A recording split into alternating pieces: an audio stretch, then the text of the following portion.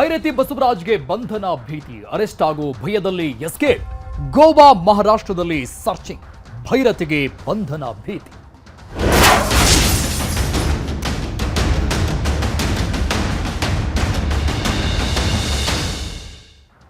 Rowdy sheeter ಬಿಕ್ಲು Shiva ಕೊಲೆ ಕೇಸ್ನಲ್ಲಿ ಬಂಧನ ಭಯ ಕಾಡ್ತಾ ಇದೆ. ಅಜ್ಞಾತ ಸ್ಥಳದಲ್ಲಿದ್ದಾರೆ ಬಿಜೆಪಿ ಶಾಸಕ ಭೈರತಿ ಬಸವರಾಜ್.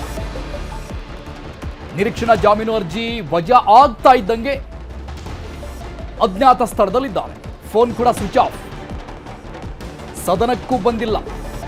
ಭೈರತಿ ಬಸವರಾಜ್ ಬಂಧನಕ್ಕೆ ಸಿಐಡಿ 3 ತಂಡಗಳ ರಚನೆ ಮಾಡಿದೆ. ಹುಡುಕಾಟ ನಡೀತಾ ಇದೆ. ಮಫ್ತಿಯಲ್ಲೂ ಕೂಡ ಹುಡುಕಾಡ್ತಾ ಇದ್ದಾರೆ ಅಧಿಕಾರಿಗಳು. ಗೋವಾ ಮಹಾರಾಷ್ಟ್ರದಲ್ಲಿ 2 ತಂಡಗಳಿಂದ ಹುಡುಕಾಟ ನಡೀತಾ ಇದೆ.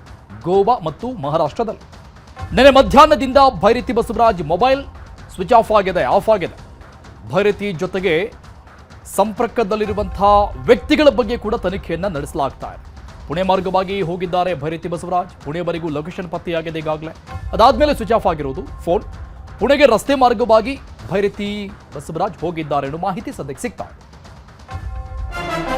ಇನ್ನು ಶಾಸಕ ಭೈರತಿ ಬಸವರಾಜ್ಗೆ ಬಂಧನ ಭೀತಿ ಶುರುವಾಗಿದೆ. ಜಾಮೀನು ಕೋರಿ ಅರ್ಜಿ ಸಲ್ಲಿಕೆ, ನಿರೀಕ್ಷಣಾ ಜಾಮೀನು ಕೋರಿ ಭೈರತಿ ಬಸವರಾಜ್ ಅರ್ಜಿ ಸಲ್ಲಿಕೆ ಮಾಡಿದ.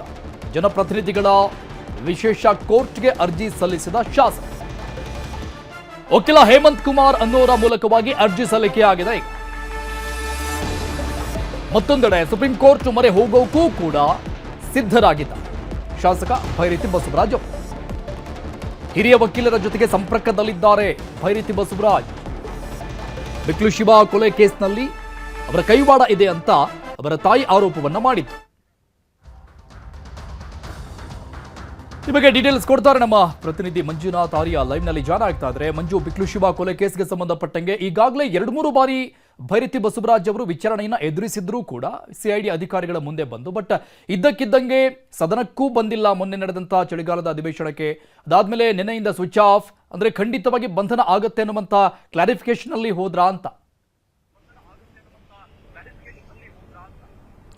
ಎಸ್, ಖಂಡಿತವಾಗ್ಲೂ ಅರುಣ್. ಯಾಕಂದ್ರೆ ಈಗಾಗಲೇ ಬಿಕ್ಲು ಶಿವ ಕೊಲೆ ಪ್ರಕರಣದಲ್ಲಿ ಭೈರತಿ ಬಸವರಾಜ್ ಹೆಸರು ಕೂಡ ಅಷ್ಟೇ ಕೇಳಿ ಬಂದಿತ್ತು. 2 ಬಾರಿ ಸಿಐಡಿ ಅಧಿಕಾರಿಗಳು ಕೂಡ ವಿಚಾರಣೆಯನ್ನ ಮಾಡಿದ್ರು. ಆದ್ರೆ ವಿಚಾರಣೆಯ ಸಂದರ್ಭದಲ್ಲಿ ಸ್ಪಷ್ಟವಾದಂತಹ ಮಾಹಿತಿಯನ್ನ ತನಿಖಾಧಿಕಾರಿಗಳ ಮುಂದೆ ಕೊಟ್ಟಿಲ್ಲ ಅನ್ನೋ ಒಂದು ಕಾರಣಕ್ಕೋಸ್ಕರ ಇವರು ಹೈಕೋರ್ಟ್ ಮೆಟ್ಲನ್ನು ಕೂಡ ಹೇಳಿದ್ರು.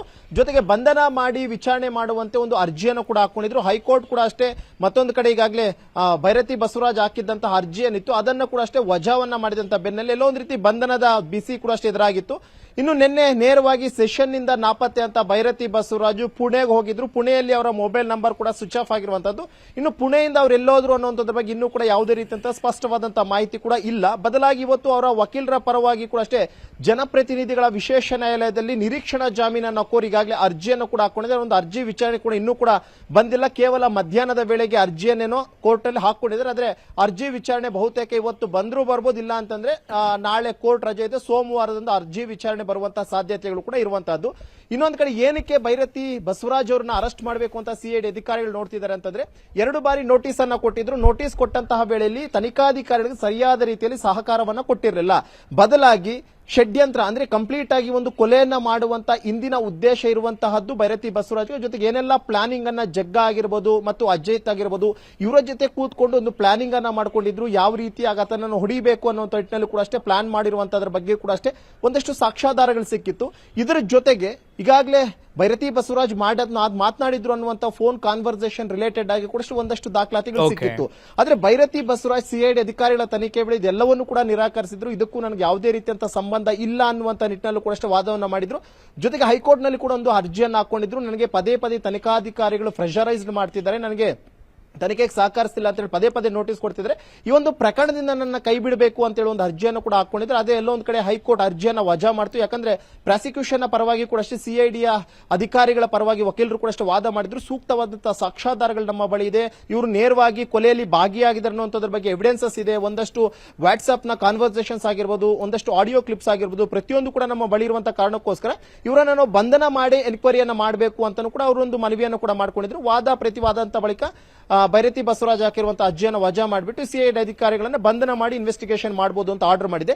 ಈ ಒಂದು ಕಾರಣಕ್ಕೋಸ್ಕರ ಮೊನ್ನೆಯಿಂದಲೂ ಕೂಡ ಸಿಐಡಿ ಅಧಿಕಾರಿಗಳು ನಿರಂತರವಾಗಿ ಹುಡುಕಾಟವನ್ನು ಮಾಡ್ತಾರೆ. ನಿನ್ನೆ ಸಂಜೆ ವೇಳೆಗೆ ಆತ ನೇರವಾಗಿ ಪುಣೆಗೆ ಹೋಗಿರುವಂತದ್ರ ಬಗ್ಗೆ ಮಾಹಿತಿ ಇತ್ತು. ಪುಣೆಯಲ್ಲಿ ಲಾಸ್ಟ್ ಟವರ್ ಲೊಕೇಶನ್ ಕೂಡ ಅಷ್ಟೇ ಪತ್ತೆಯಾಗಿದೆ.